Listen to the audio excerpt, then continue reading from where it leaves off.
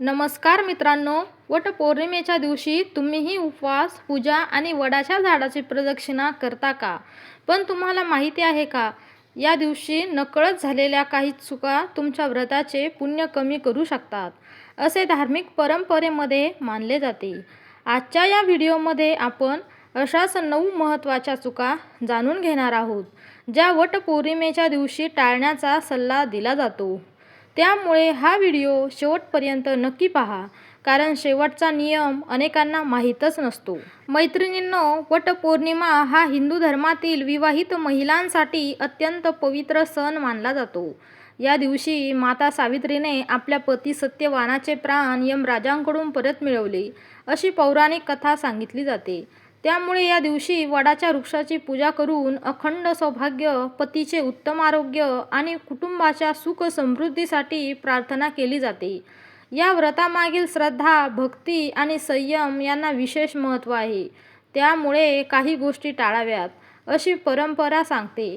आता त्या 9 महत्त्वाच्या गोष्टी जाणून घेऊया. पूजा उशिरा करू नका. वटपौर्णिमेची पूजा शक्यतो सकाळी शुभ वेळेत करावी. खूप उशिरा घाईघाईत पूजा करणे टाळावे. पूजा करताना मन शांत आणि एकाग्र असणे महत्त्वाचे मानले जाते. वडाच्या झाडाला इजा करू नका. वडाचे झाड पवित्र मानले जाते. पूजा करताना त्याच्या फांद्या तोडणे, पाने विनाकारण तोडणे किंवा झाडाला नुकसान पोहोचवणे टाळावे. पूजा म्हणजे निसर्गाबद्दल आदर व्यक्त करण्याची संधी आहे. राग, वाद आणि कटू बोलणे टाळा. धार्मिक व्रताचा उद्देश मन शुद्ध ठेवणे हा आहे.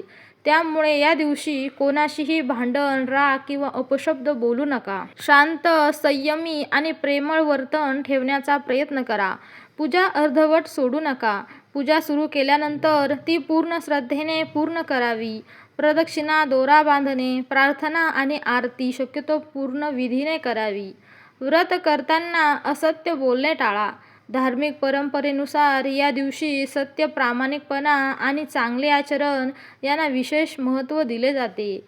त्यामुळे खोटे बोलणे, फसवणूक करणे किंवा कोणाचा अपमान करणे टाळावे.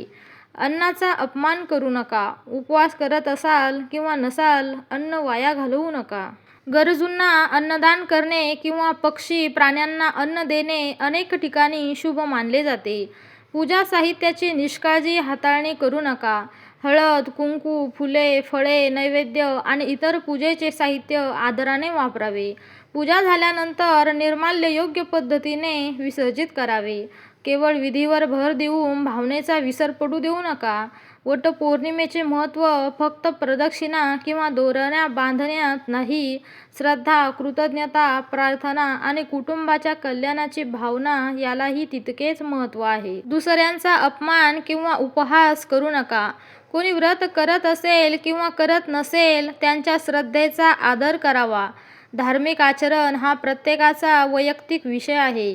या दिवशी नम्रता आणि सद्भावनेने वागणे हेच अधिक महत्त्वाचे मानले जाते.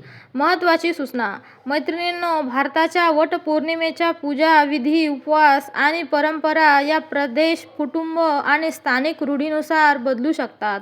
त्यामुळे आपल्या घरातील ज्येष्ठ व्यक्ती किंवा आपल्या कुलपरंपरेनुसार पूजा करणे योग्य ठरते. तर मैत्रिणींनो, वटपौर्णिमेच्या दिवशी या 9 गोष्टी टाळण्याचा सल्ला धार्मिक परंपरेमध्ये दिला जातो.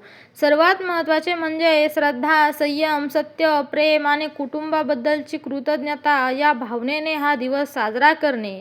जर तुम्हाला ही माहिती उपयुक्त वाटली असेल तर व्हिडिओला लाईक करा, आपल्या मित्र, मैत्रिणी आणि नातेवाईकांसोबत शेअर करा आणि अशाच धार्मिक, सांस्कृतिक आणि माहितीपूर्ण व्हिडिओसाठी आपल्या चॅनलला सबस्क्राईब करून बेल आयकॉन नक्की दाबा.